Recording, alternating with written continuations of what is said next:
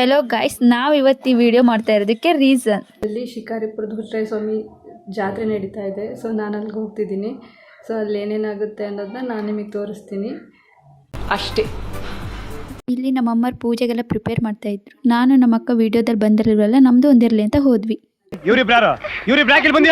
ಅಲ್ಲಿ ಅಮ್ಮರು ಪೂಜೆ ಮಾಡ್ಕೋತಾ ಇರೋದು ಒಂದ್ ಕಡೆ ಆದ್ರೆ ಅಲ್ಲಿ ಯಾರೋ ಬರ್ಸಿಡೋಕ್ ಜಾಗ ಇಲ್ಲ ಅಂತ ಮರಕ್ಕೆ ನೇತಾಕಿದ್ದಾರೆ. ಪೂಜೆ ಅಲ್ವಾ, ಅದಕ್ಕೋಸ್ಕರ ಅಕ್ಕ ಎಲ್ಲರೂ ಕಂಕಣ ಕಟ್ತಾ ಇದ್ದು. ಆದ್ರೆ ಏನು ಮಿಸ್ ಮಾಡಿದ್ವು ಅಂತ ಇಲ್ಲಿ ನಮ್ಮ ಅತ್ತಿಗೆ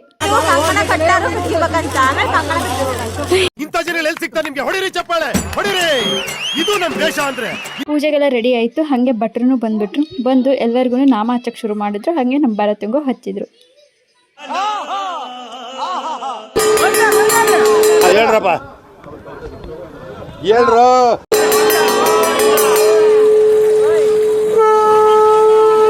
ಭಟ್ರು ಬಂದೇನೋ ಶಂಕ ಓದಿದ್ರು. ಆದ್ರೆ ಇಲ್ಲಿ ನಮ್ಮ ಅಣ್ಣ ನಾನು ಓದ್ತೀನಿ ಅಂತ ಓದ್ತಾ ಇದ್ರು. ಆದ್ರೆ ರಾಷ್ಟ್ರಪತಿಯಿಂದ ಸನ್ಮಾನ,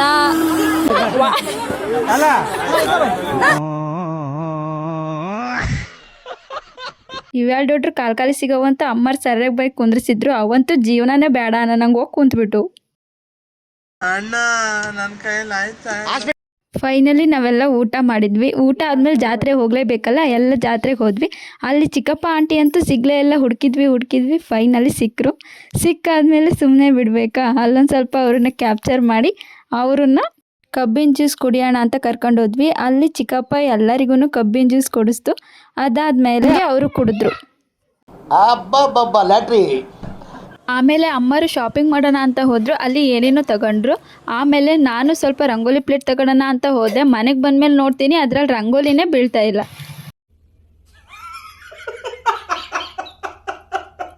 ರಾತ್ರಿ ಅಂದಮೇಲೆ ನಮ್ಮ ಶಾಪಿಂಗ್ ಇಲ್ಲದೆ ಇದ್ರೆ ಹೆಂಗೆ, ಅದಕ್ಕೋಸ್ಕರ ಇಬ್ರು ಬ್ಯಾಗ್ ತಗೊಂಡು ಬಂದ್ವಿ. ಓಕೆ ಫ್ರೆಂಡ್ಸ್, ಮತ್ತೊಂದು ವಿಡಿಯೋದಲ್ಲಿ ಸಿಗೋಣ. ಈ ವಿಡಿಯೋ ಇಷ್ಟ ಆದರೆ ಲೈಕ್ ಮಾಡಿ, ನನ್ನ ಚಾನಲ್ನ ಸಬ್ಸ್ಕ್ರೈಬ್ ಮಾಡ್ಕೊಳ್ಳಿ. ಓಕೆ, ಬಾಯ್.